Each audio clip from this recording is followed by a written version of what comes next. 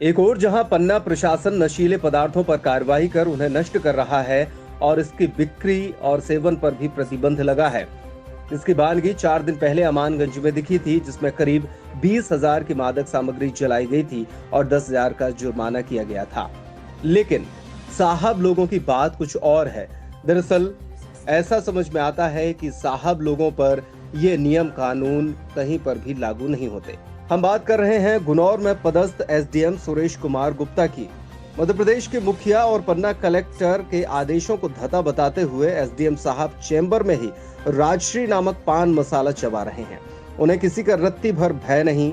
दरअसल गुनौर एसडीएम साहब गुटखा चबाने के शौकीन हैं और सामान्य दिनों में भी ऑफिस टाइम पर पान मसाले का सेवन करते देखे जा सकते हैं, क्योंकि नियम चूंकि इनसे बंधे हुए हैं, इसलिए इन्हें नियमों का कोई खौफ नहीं है। इतना ही नहीं, शासन द्वारा लॉकडाउन के समय किराने की जरूरी सेवाएं ही चालू की गई हैं, लेकिन एसडीएम गुप्ता जी के पास प्रतिबंधित गुटखा बड़ी मात्रा में उपलब्ध है और वे सेवन भी कर रहे हैं। इससे जिला प्रशासन की भूमिका संदेह के घेरे में है। जब साहब को इतनी आसानी से राष्ट्रीय गुटखा उपलब्ध हो रहा है, तो फिर बंद कैसे हुआ? यानी कि साहब को जानकारी है कि गुटखा कहां मिलता है, या फिर साहब के आदेश पर यह नशीली सामग्री और गुटखा उनके पास हाजिर हो जाता है। मगर लत से लाचार एसडीएम साहब उस व्यक्ति पर कार्रवाई नहीं करते, क्योंकि कार्रवाई होगी तो साहब का गुटखा का शौक पूरा नहीं हो पाएगा।